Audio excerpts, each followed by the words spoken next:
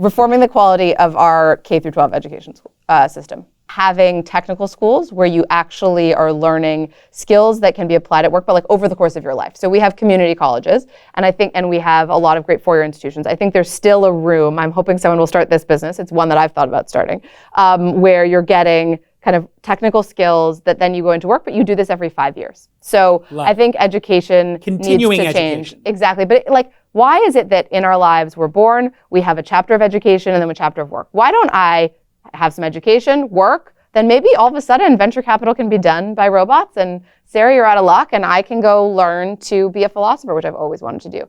Early childhood. I'm just going to pick education all the way because all of the research tells you that like so much of people's capabilities are determined in the first 2 years of life. So like have someone reading and taking care of them. I would fund Head Start or another great early childhood. Literally, it was the same for me. The most exciting thing I did at Amazon was the last 2 years I was there, I incubated the Kindle. That's really where I got to work with Jeff. Up to that point, I was a middle manager doing different things. And then suddenly I was working on one of these really exciting new areas. I was friends with Steve Kessel at the time, was running the largest part of Amazon's business, which was the books, music, and video business. It was also where all of the company's cash flows came from. Right. And Jeff went to Steve one day and said, I want you to start a digital media business for us. And, at this time, the iPod had already been out and digital music was a thing. And Jeff said, we can't let what happened to music happen to books. That's our core franchise. We have to do to the book industry what Apple did to the music industry. And Steve said, great. Let's do it. I want to, bring a couple of the people that I have working on those core businesses today and have them move over and start doing this and we'll do it. And Jeff said to him, no, you don't understand. You're going to do it.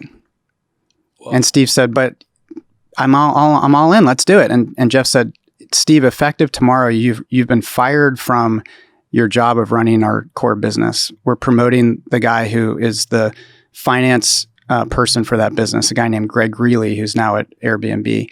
He's going to take your job, and your new job is to build a digital media business, and you're the only employee of that team. Go build a new team, and your job is to kill your old business. I mean, is that the brilliance of Bezos? Is that Incredible. The innovator's dilemma to him? Yes.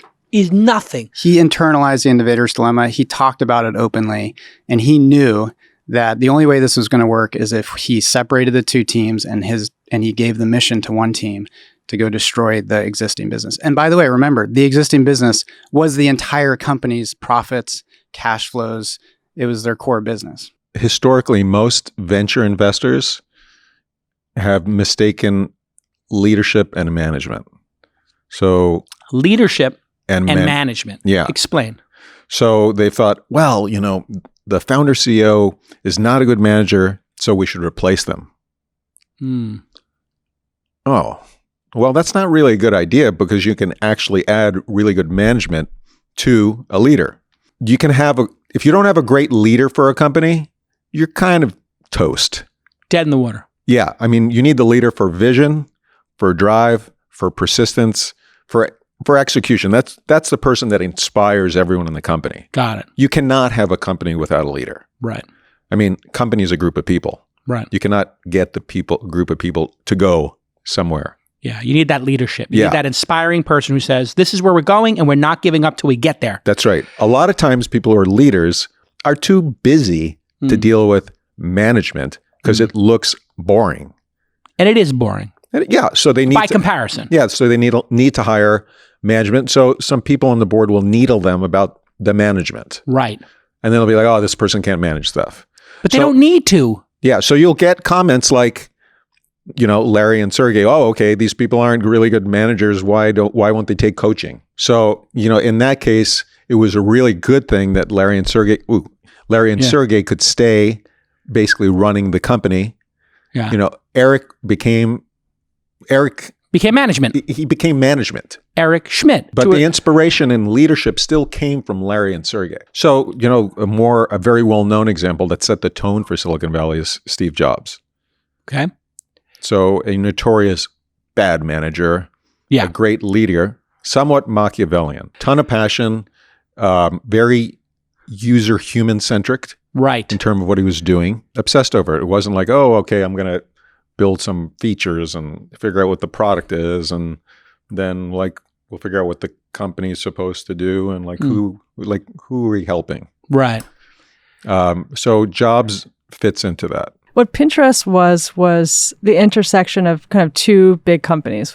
Google, with like the discovery intent, search intent, and they had that first native ad unit, which was the sponsored links. Right. And it made, like, the wonderful thing about sponsored links is that they actually made the search results better. Right. Because they're super high quality. Like, it's only going to be a high quality company with a high quality landing page that's going to spend money to have that be like not going to be a spammer. That's correct. And it's like conversion rates take into account. So it creates a great experience. And so it always felt like, number one, there was going to be something like that for us at Pinterest, where we would have a native ad unit that was going to be a sponsored pin that was actually going to create a better experience for the users than not having it. Right. And then at the same time, we had an engagement model that was more like Facebook, where we had people coming in and spending a lot of time on Pinterest in the same way that they'd spend a lot of time on Facebook, but no one spends time on Google. It's a very transactional system. And so we felt like we had that intersection that would create a really big opportunity. That's fascinating. The student, Joe Lemont, was a year ahead of me, and I sat down with him. I was majoring in electrical engineering. My parents weren't in business. I didn't know anything about business. And the first thing Joe says to me, he said, "You know what the two greatest businesses are in the world?" And I said, "I have no idea. I have no clue what you're talking about." He said, "The two greatest businesses in the world," and remember, he's 19 years old. He said, "are biotech and enterprise software." And I said, "What are you talking about?" Like, well, first of all, I sort of know what biotech is. I really don't know what enterprise software is.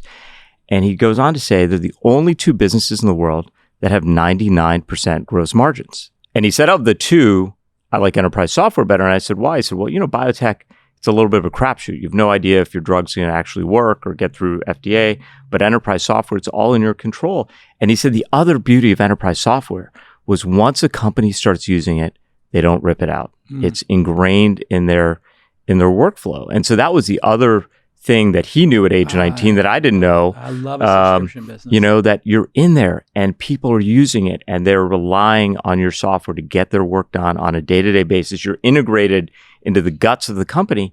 And that is the beauty of enterprise software, which is it's hard to rip out. The company, their basic business processes are relying on it. And it's effectively 99% incremental. Even if you just say 90, 90%, 80%, 90, 90%, 80%. It's absurd. Yeah, some crazy number.